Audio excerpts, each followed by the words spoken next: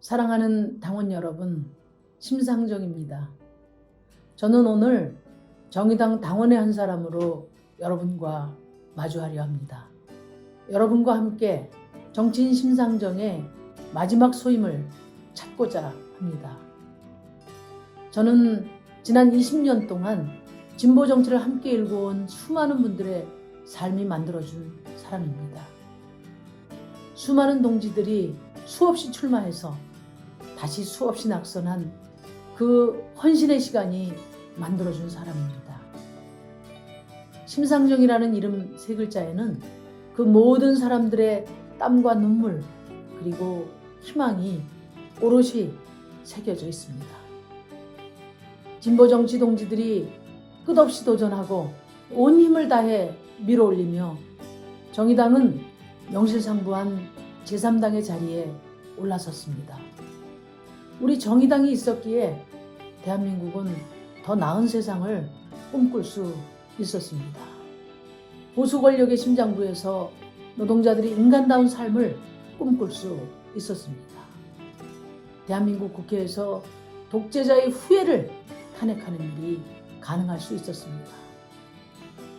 우리는 서민의 삶을 지키는 최후의 방파제였습니다. 사랑하는 당원 여러분, 대한민국 정치는 퇴행하고 있습니다. 더 나은 세상을 꿈꾸었던 1700만 촛불 시민들의 바람은 허탈감과 분노로 변해버렸습니다.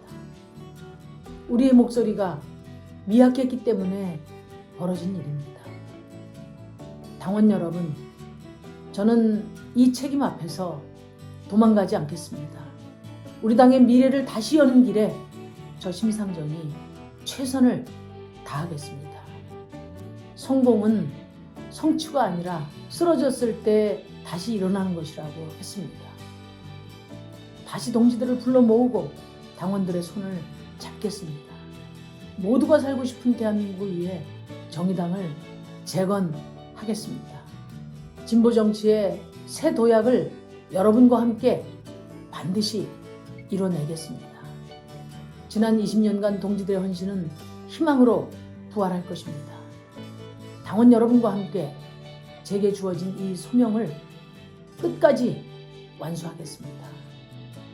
대전환을 주도하는 정의당, 시민의 시대를 여는 정의당, 당원 여러분과 함께라면 가능합니다. 감사합니다. 그리고 사랑합니다. 시청자 여러분 안녕하십니까? 정의당 20대 대통령 후보의 선출 선거가 한창입니다. 지난 대선 후보 언박싱에 이어서 지금까지 두 차례 진행된 공중파 TV 토론에 이어 오늘 이 자리는 후보자 한 분 한 분을 모시고 네 분의 전문가들로부터 집중적으로 정의당의 대선 후보로서 정책 능력을 검증하는 대선 후보 정책 청문회 자리입니다. 저는 오늘 사회를 맡은 정의당 정책위 의장 장혜영입니다. 이번 20대 대통령 선거는 차별과 불평등, 코로나19와 기후위기로 대표되는 위기의 시대를 맞이하는 중차대한 선거입니다. 우리 사회가 이 위기를 초래한 기득권을 극복하지 못하고 결국 낡고 익숙한 과거에 머물 것인지 아니면 용감하게 변화된 미래로 나아갈 것인지를 결정하는 선거가 바로 이번 대통령 선거입니다. 그러나 정책은 실종되고 정쟁만 난무하는 거대 양당 중심의 대선 논의는 바라보는 시민들의 마음을 그저 갑갑하게 만들고 있는데요.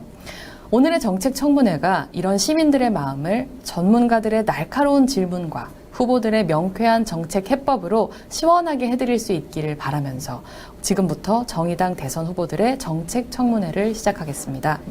정책 청문회는 각각의 후보들마다 비공개 녹화 방송으로 진행되고요. 온라인에서 일괄 공개될 예정입니다. 그러면 이번 청문회의 주인공이신 심상정 후보님을 모셔보도록 하겠습니다. 후보님 안녕하세요. 네, 반갑습니다. 네, 짧게 인사 한 말씀 부탁드립니다. 저쪽 카메라입니다. 1분 30초 말고요. 네. 네. 찾았다. 오마이 대통령 심상정입니다. 다들 놀라시는 표정이 박수를 쳐드려야 될 것 같은 네 아주 인상적인 네, 인사였습니다. 그럼 이어서 오늘 정책청문회에서 함께해 주실 네 분의 패널 여러분을 소개하도록 하겠습니다.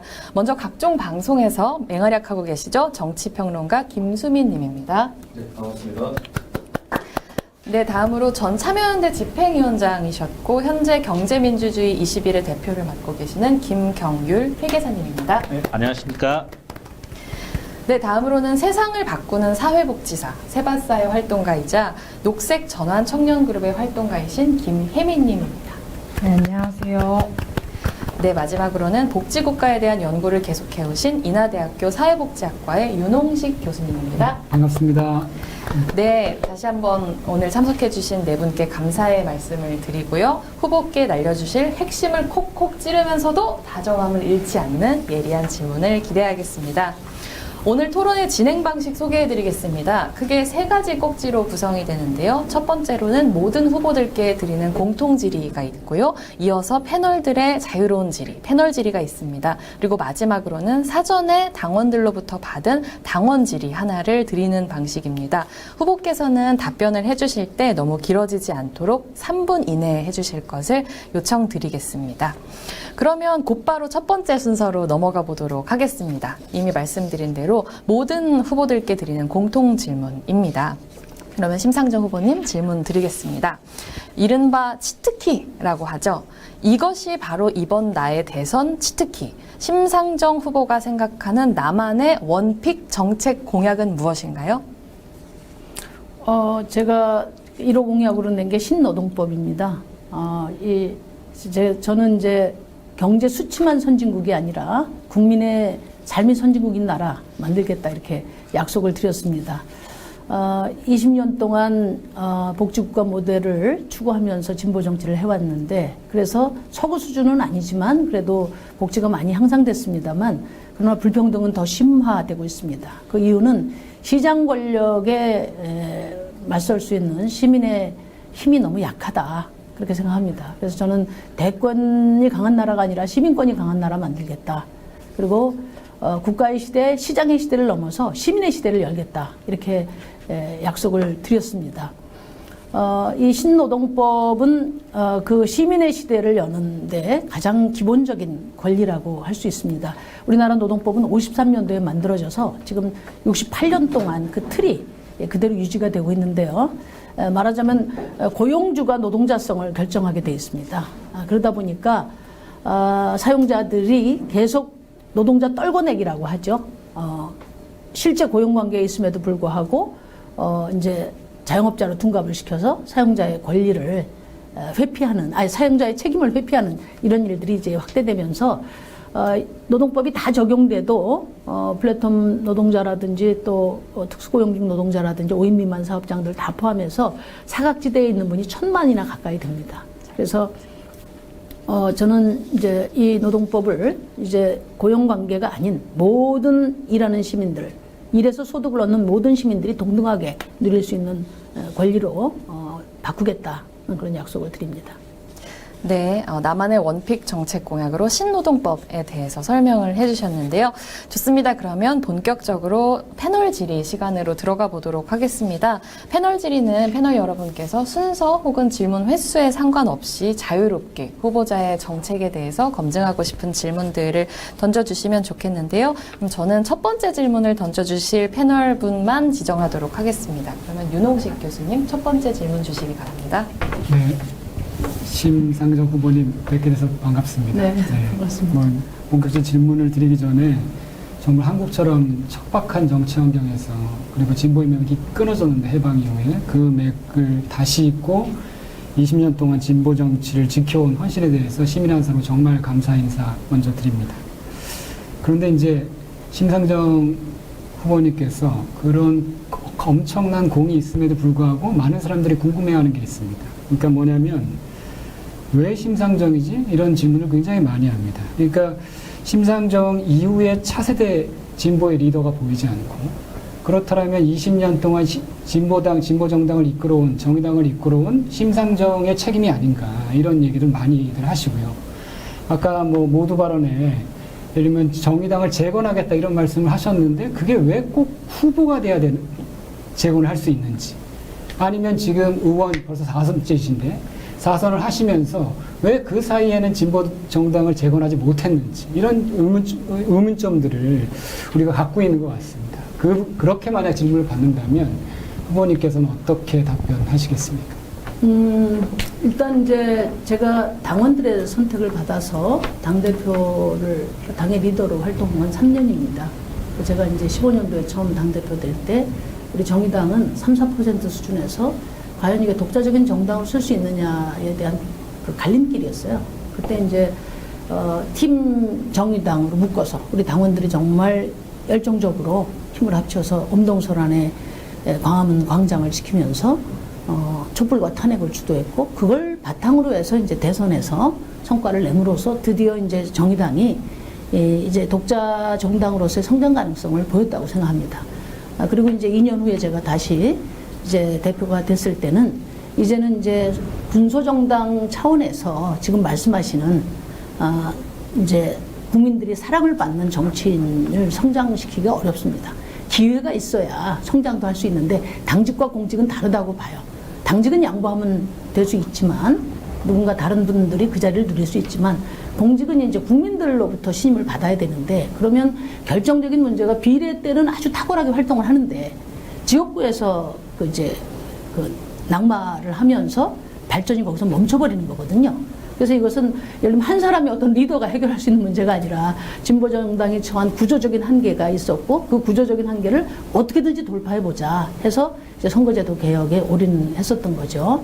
그래서 저희가 이제 지금 뭐 우리 정의당 역사상 9.63%의 성과를 냈음에도 불구하고, 사실 또 선거제도를 바꿨음에도 불구하고 이제 기득권 정당들이 결국은 이제 엎어치기를 해서 저희가 이제 교섭단체는 이제 이루지 못했어요. 그러면서 이 기대가 좌절로 바뀌어서 그 이후에 여러 가지 리더십 교체 과정에서 이제 많은 이제 문제들이 제기되면서 지금 상당히 이제 어려운 상황입니다. 그래서 지금은 당의 가능성을 어떻게 열 것인가, 또 포스트 노회찬 심상정의 리더십을 어떻게 구축할 것인가, 이 두 가지가 과제이고, 여전히 현재로서는 1세대이고 또 국민들 속에서 가장 그래도 역할을 인정받는 제가 이 역할을 기꺼이 감당해야 되지 않나, 그래서 출마를 하게 됐습니다.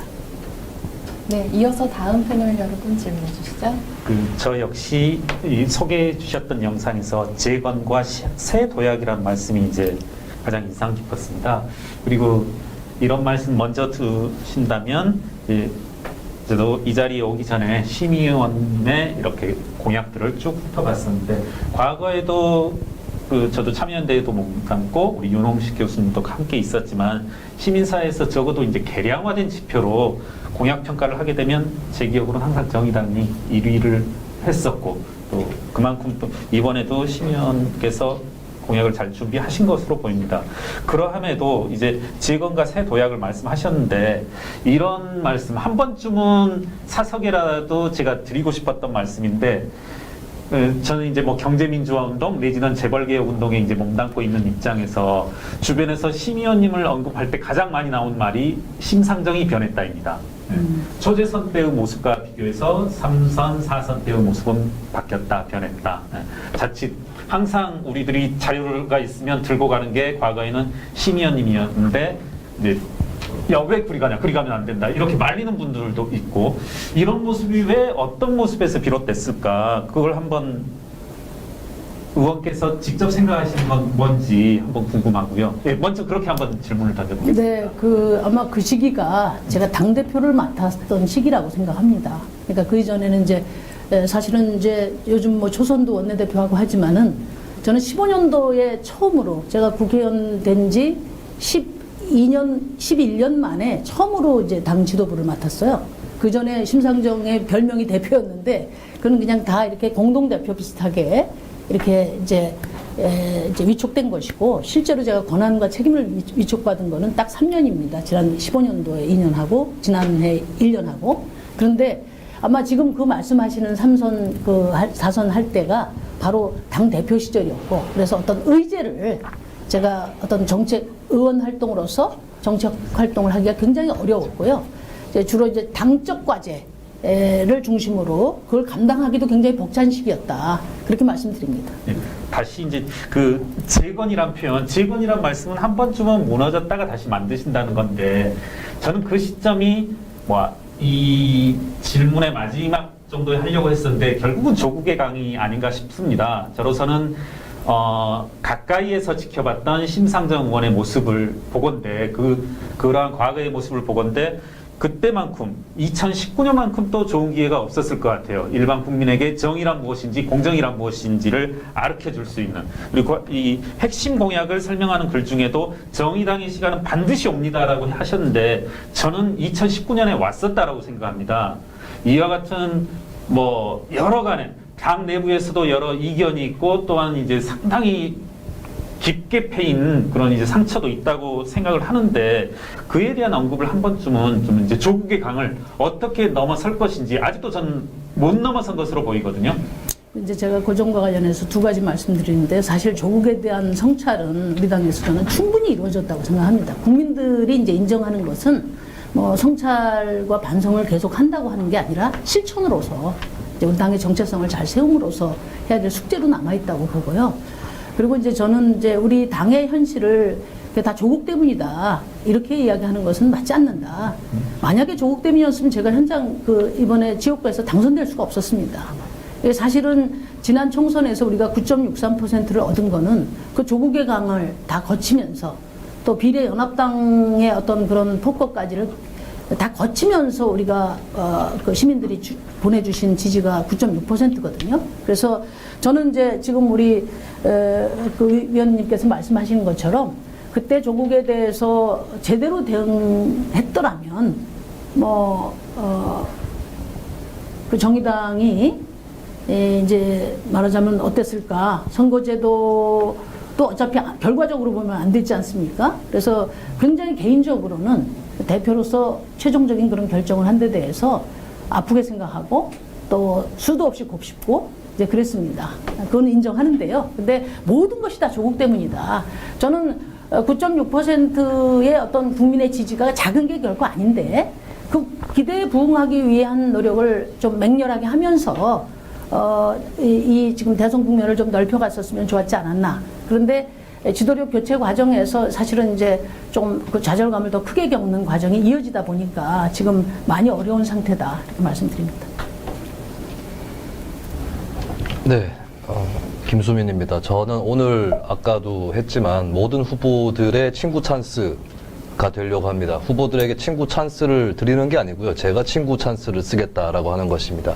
얼마 전에 제가 모 대선 주자를 일컬어서 내가 그분 친구라면 너 그만둬라 라고 충고할 것이다 라고 얘기를 했는데 며칠 뒤에 그분이 실제로 사퇴를 하셨어요. 그래서 이거 친구의 논리를 넘어설 수 있는 대선 주자여야 이 대선을 할 수 있는 것이다 라고 생각을 하게 됩니다. 그런 의미에서 좀 심상정 후보에게도 많은 친구들이 있을 것이고 툭 터놓고 얘기하는데 불편한 얘기들도 기탄 없이 하는 그런 친구가 있을 거라고 보여집니다. 그 중에 한 명으로 저를 생각을 하시고 그 친구 이름은 편의상 김수민으로 하겠습니다. 그래서 통화를 하겠다라고 설정을 하고 좀 말씀을 드려보도록 하겠습니다. 리리리리리리리. 여보세요? 어떻게? 여보세요?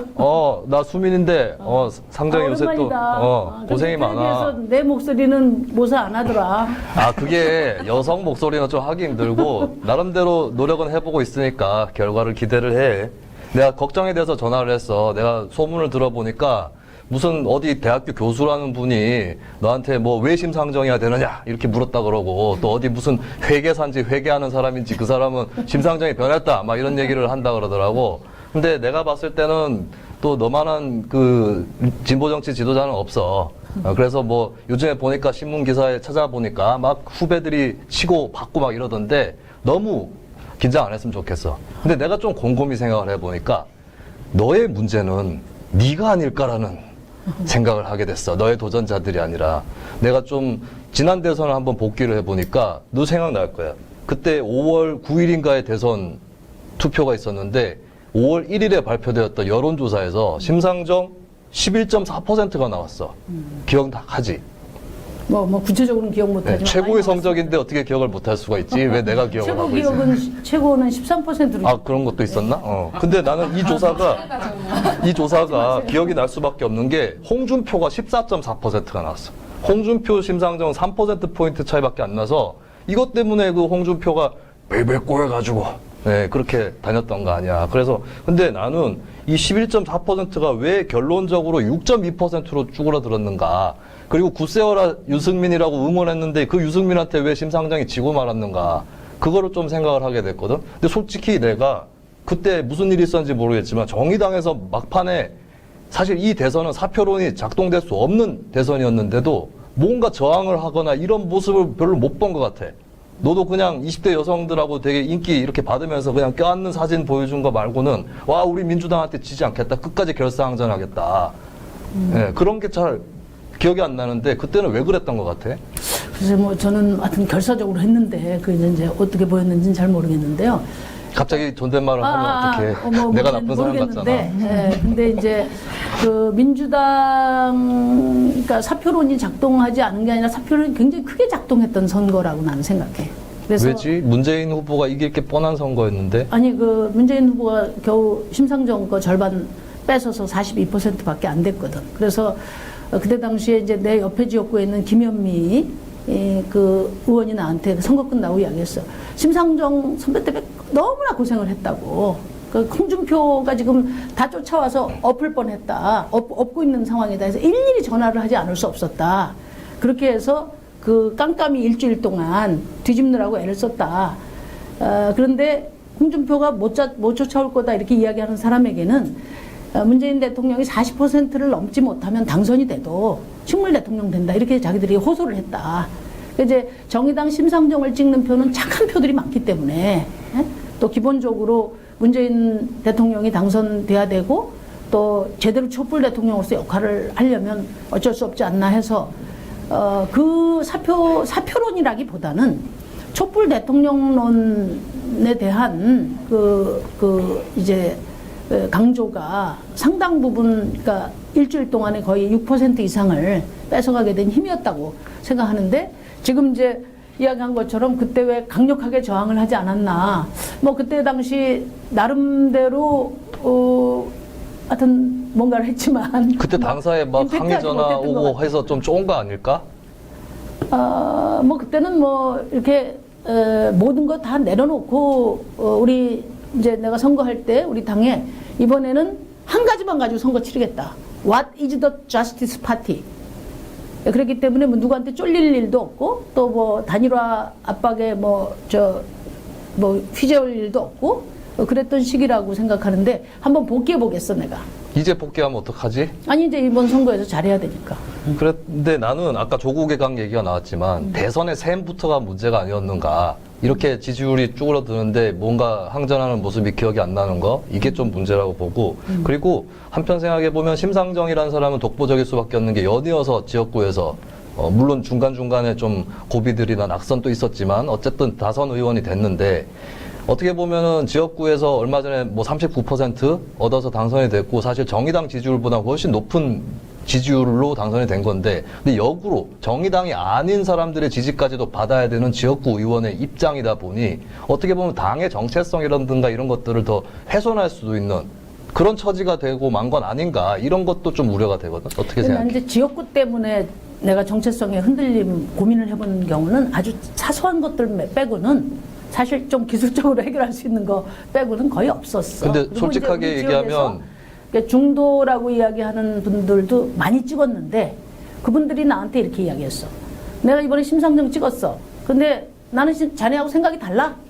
그렇지만 정의당하고 심상정이 힘을 좀 더 갖는 것이 대한민국 정치 사회에 도움이 될 것 같아서 찍었어.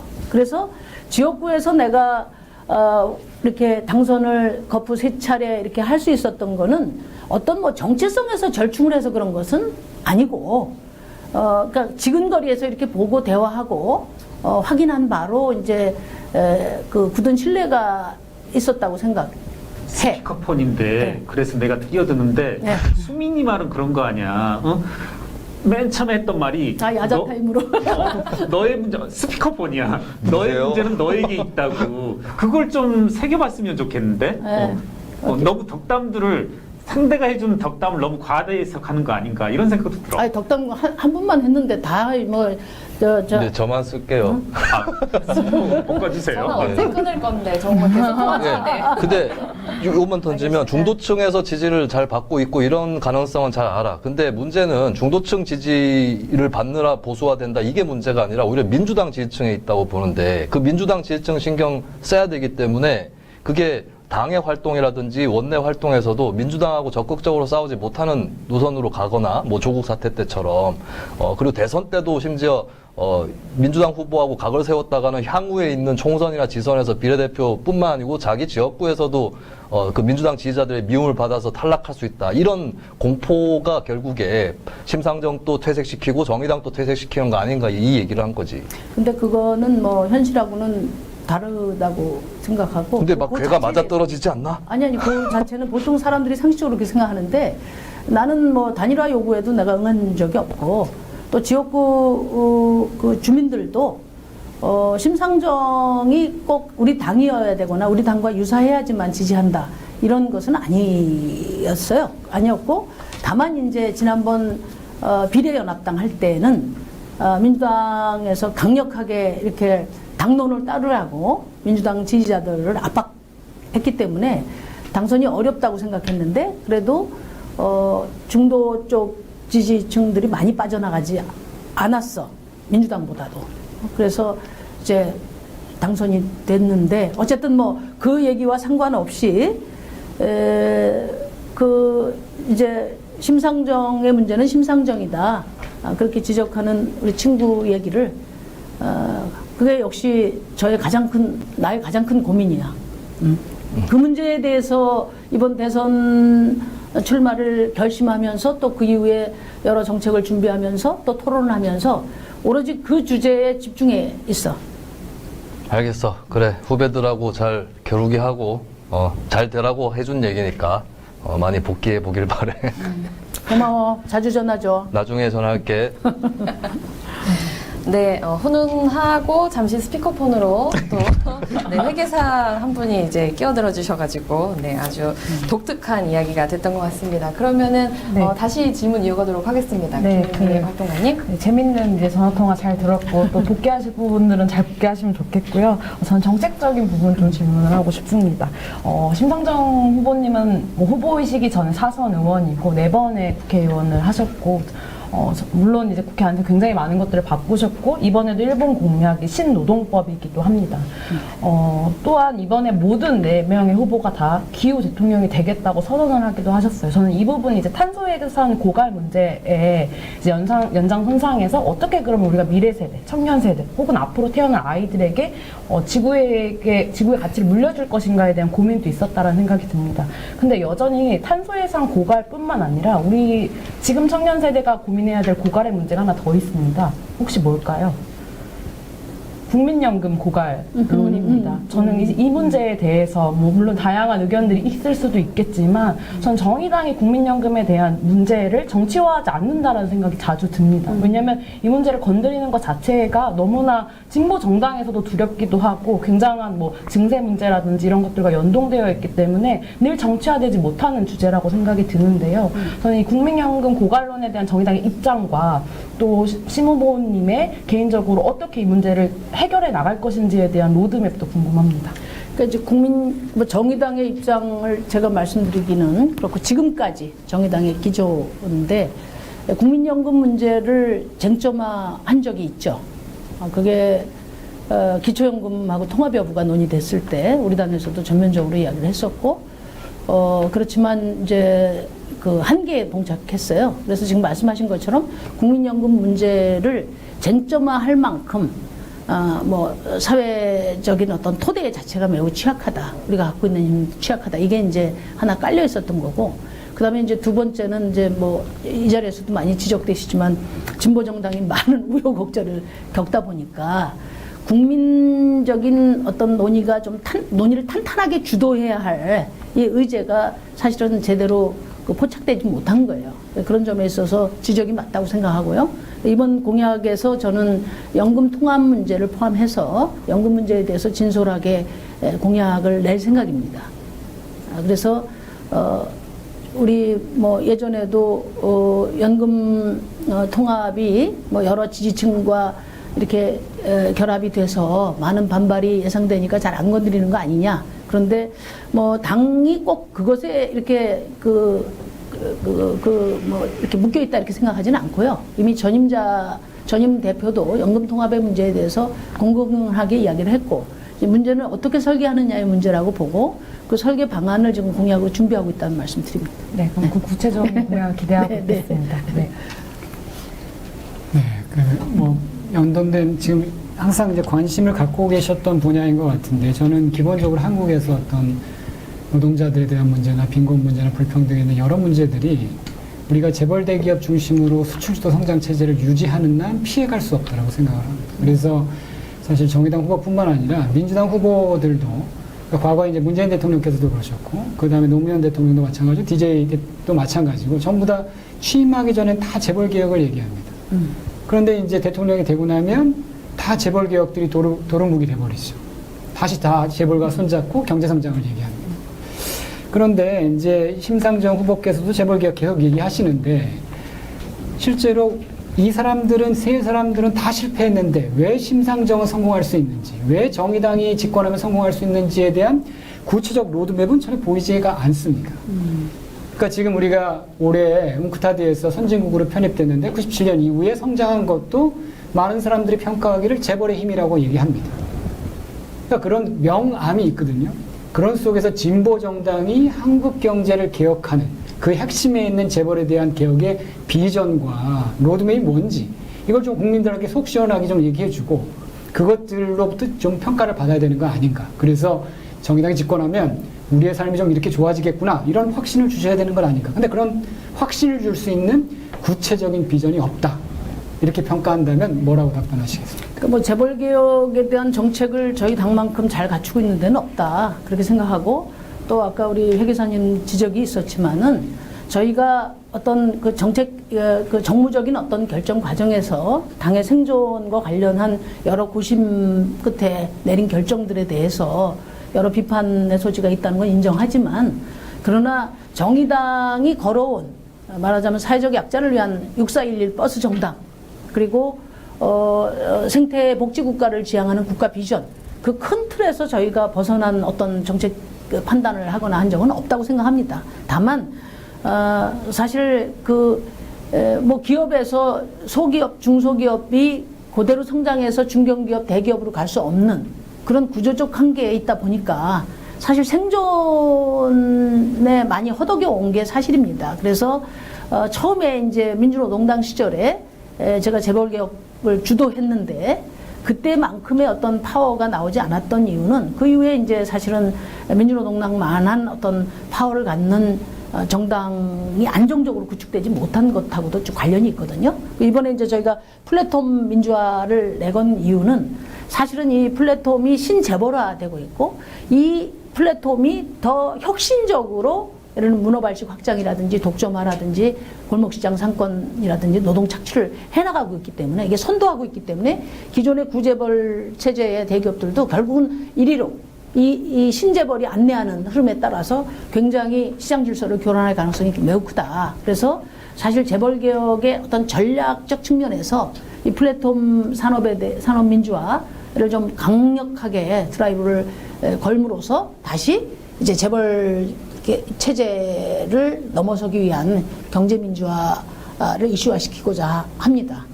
제가 듣기에는 규제에 대한 대안들은 있는데, 이제 국민들이 바라는 거는 재벌 대기업 기업만이 아니더라도 중소기업과 같이 우리가 다 성장할 수 있는 그런 비전들이 좀 있어야 되는데 지금 말씀하신 거는 구체적으로 재벌을 규제하는 방식들이거든요. 이제 그 부분은 이미 이제 저희가 초과이익 공유제도 공약을 낸 바가 있고요. 또 이번 신노동법에도 말하자면 그러니까 하청 기업들 경우는 교섭권을 보장을 해도 돈이 없지 않습니까? 기업들이 지불 능력이 없잖아요. 그래서 원청 사용자를 그러니까 원청 경영자를 공동 사용자로 지정하도록 하는 그런 과정을 통해서 말하자면 지금 5인 미만 사업장이라든지 하청기업이라든지 뭐 대리점이라든지 이런 부분들의 어떤 그 지불 능력을 원청에서 상당 부분 감당하도록 만드는 그런 내용들이 지금 포함되어 있어요. 근데 한국 산업 구조가 고진로 사회로 가기 위해선 단순히 이익을 공유하는 게 아니라 지금 말씀하셨던 그 부분들이 생산성 향상이나 혁신들을 이루어내야 되잖아요. 네. 그래야 이제 재벌과 예를 들면 어떤 균형 성장이 가능해지고 내수와 수출의 균형 성장이 가능해질 텐데 이제 그 대안들은 뭐라고 생각하십니까? 그게 보이지 않는다는 거죠. 그러니까 이제 그 가장 중요한 것은 뭐 아까도 제가 서두에 말씀드렸지만 우리나라는 명실상부한 경제 대국입니다. 그렇지만 시민의 삶을 나타내는 사회 지표들은 다 최악이에요.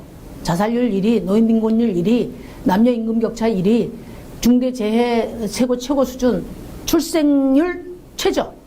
그러니까 그건 뭘 얘기하는 거냐면은 성장이 부족한 것이 아니라 이 분배 구조 자체가 극단화됐기 때문에 이 선순환이 어렵게 된 상황이다. 그리고 이제는 뭐 경제 지표가 좋다고 해서 일자리가 따라오는 시대는 끝났지 않습니까?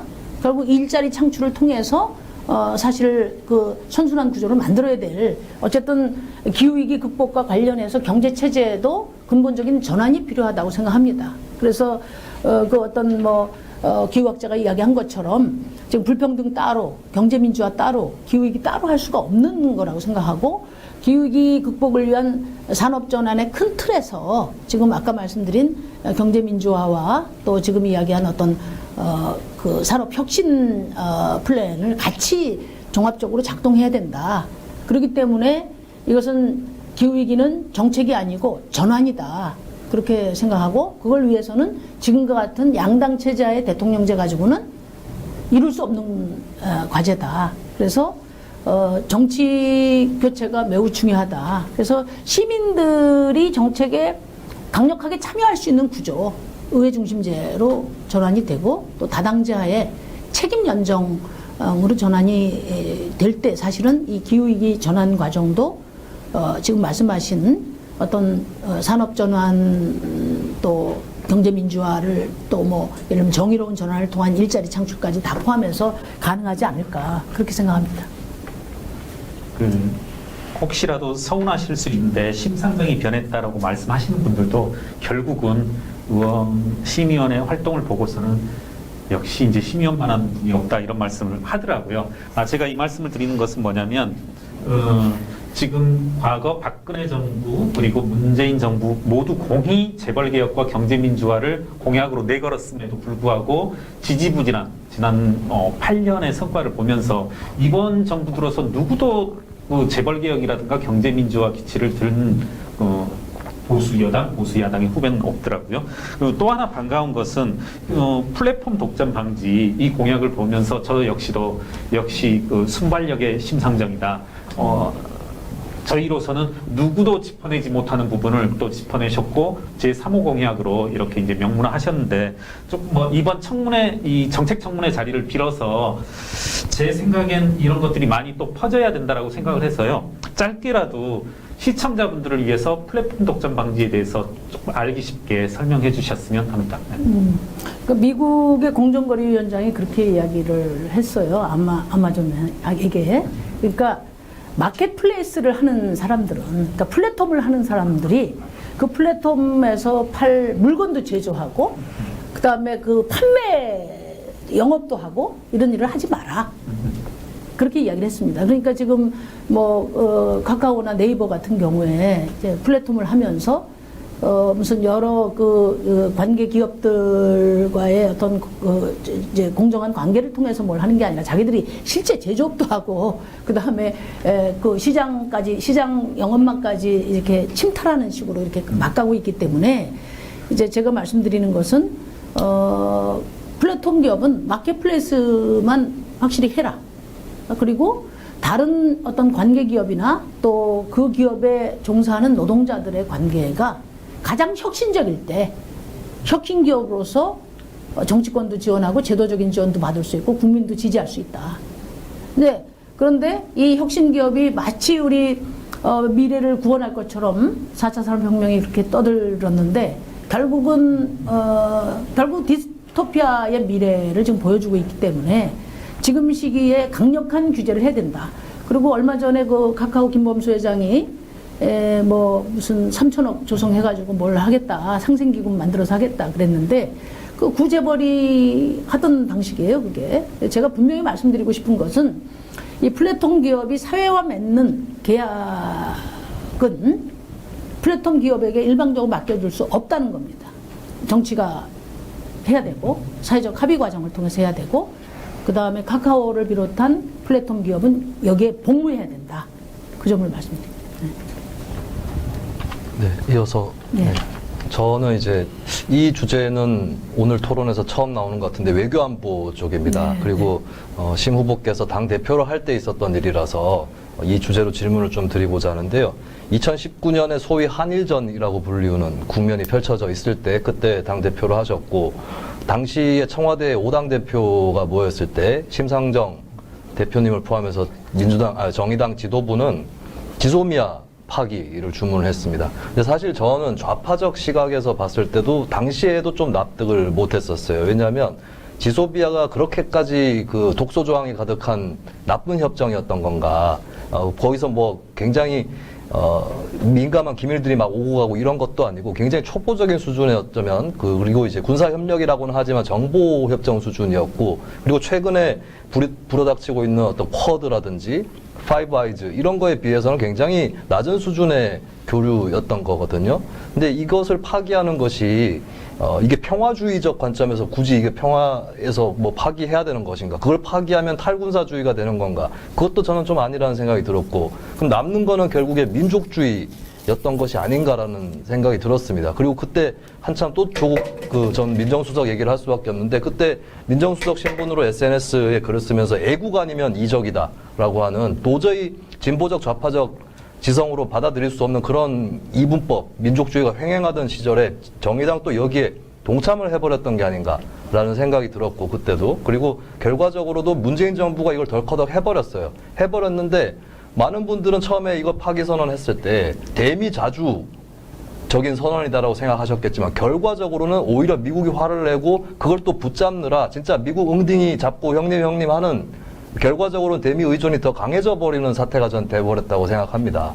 그래서 그때 정의당의 지소미아 파기 주문을 했던 그 행보에 대해서 좀 어떻게 평가하시는지 여쭙고 싶습니다. 그 지소미아 파기는 한일전하고는 아무 상관이 없고요. 이것을 정부가 수용할 때 한일전 관점에서 받아들인 측면이 있다. 저는 그렇게 생각해요. 이 지소미아 파기를 그때 이야기했을 때는 한미일 군사 동맹 체제로 나가고자 하는 오랜 노력이 있었습니다. 미국도. 그리고 이 지소미아를 파기하는 것이 결국은 이제 그 한미일 그 군사협력 체제로 나가기 위한 하나의 어떤 교두보적인 역할이 될 수 있다는 지적이 있었기 때문에 저희가 이제 이것을 반대한 것이고 결과적으로 그 정치적인 한일전 관점에서 이제 바라보면 뭐 그렇게 해석하실 수 있겠지만 이렇게 함으로써 사실 우리나라가 수출이 막힌 이런 부분들이 사실은 독자적으로 그 기반들을 확충하는 아주 좋은 계기가 경제적으로는 되었다.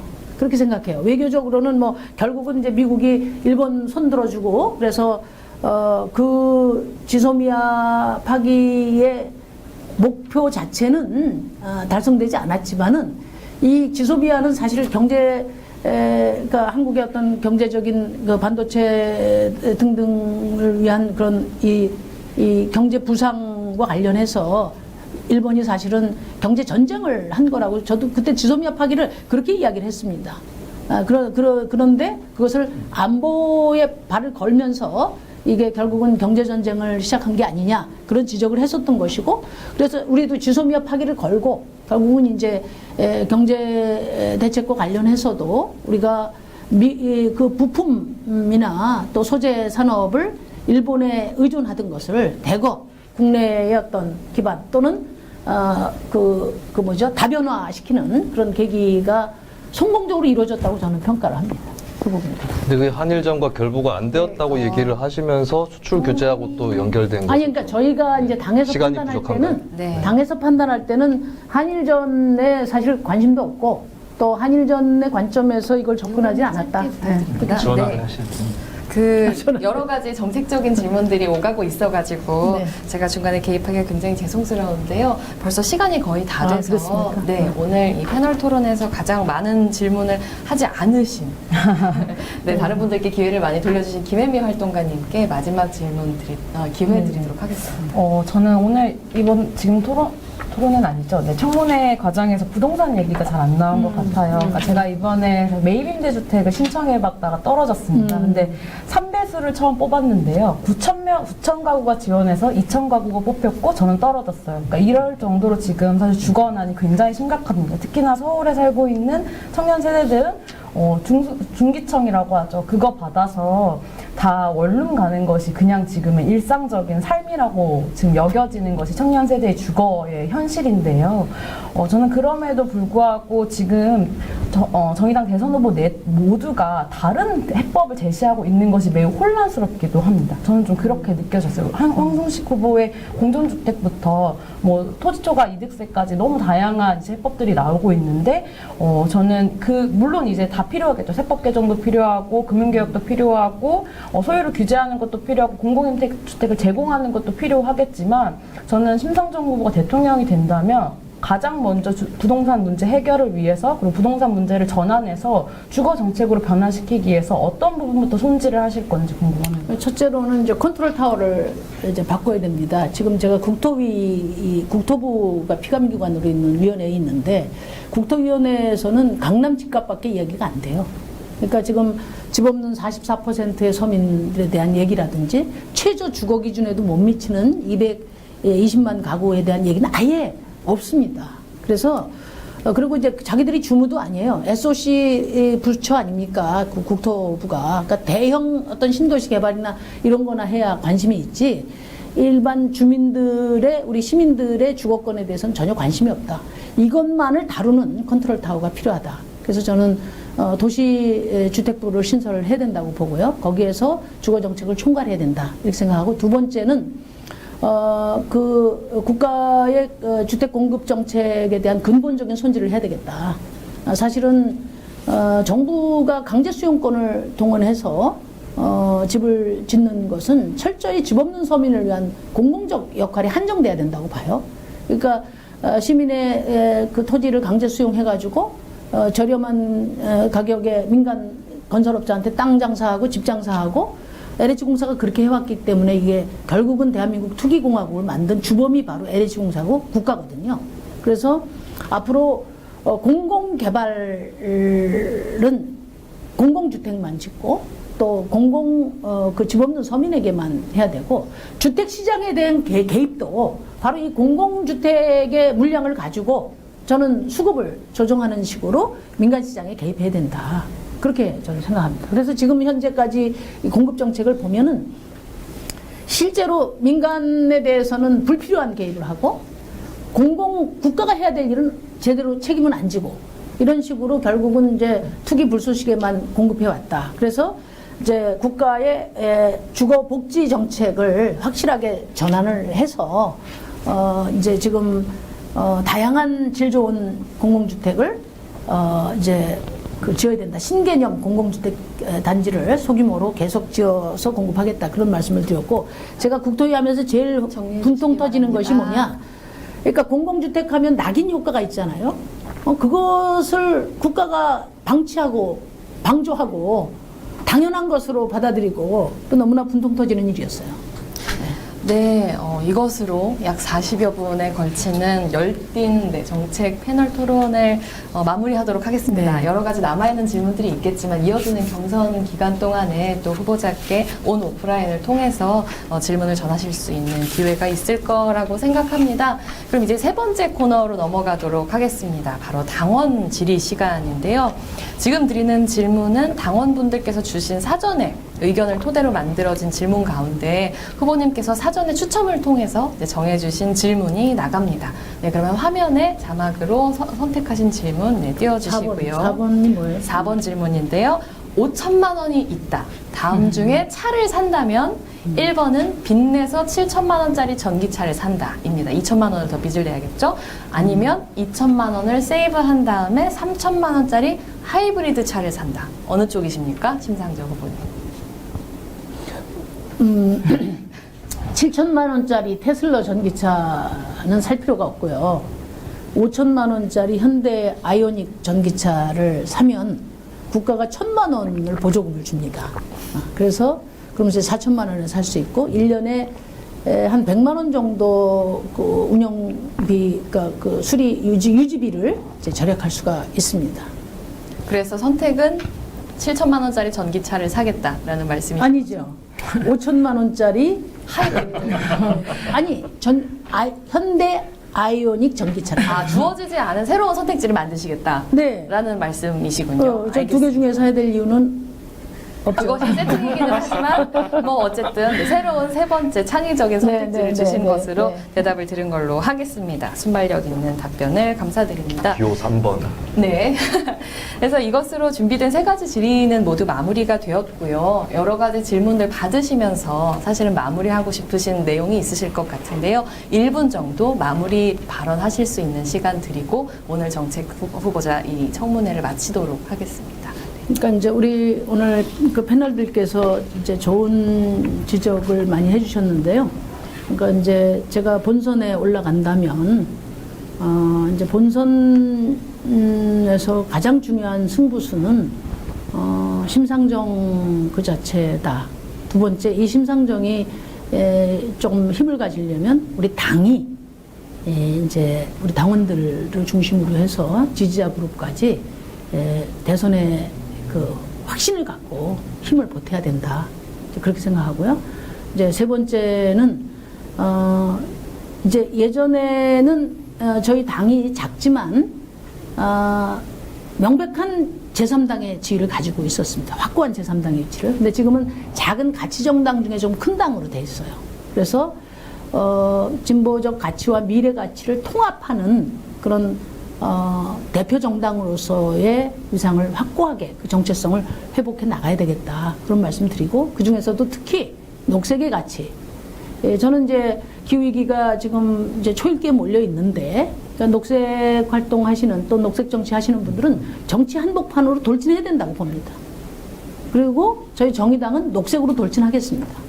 그렇게 해서 좀 더 그 가치 정당의 기반을 갖고 있는 그런 이제 그 정당과 또 활동가들을 좀 광범하게 통합하는 그런 과정들이 좀 만들어지면 내년 대선에서 양당에 실망한 많은 시민들과 함께 할 수 있으리라고 생각합니다. 하여튼 열심히 하겠습니다. 많이 도와주십시오. 고맙습니다. 자연스럽게 박수가 나오는 좋은 마무리 발언 해주신 심상정 후보님께 감사드립니다. 시청자 여러분 여기까지 어떻게 보셨습니까? 아무쪼록 오늘의 이 심상정 후보에 대한 정책 청문회가 여러분의 후보의 정책과 비전에 대한 이해를 돕는 그런 시간이 되었기를 진심으로 바랍니다. 이것으로 심상정 후보에 대한 정책 청문회는 마무리가 될 예정입니다. 심상정 후보 이외에도 나머지 세 분의 후보들의 정책 청문회도 꼭 챙겨봐 주실 것을 요청드립니다. 그러면 여기까지 정의당 정책위원회 의장 장혜영이었습니다. 오늘 함께 해주신 패널 여러분, 후보님 다시 한번 감사드립니다. 수고하셨습니다. 수고하셨습니다. 아이고.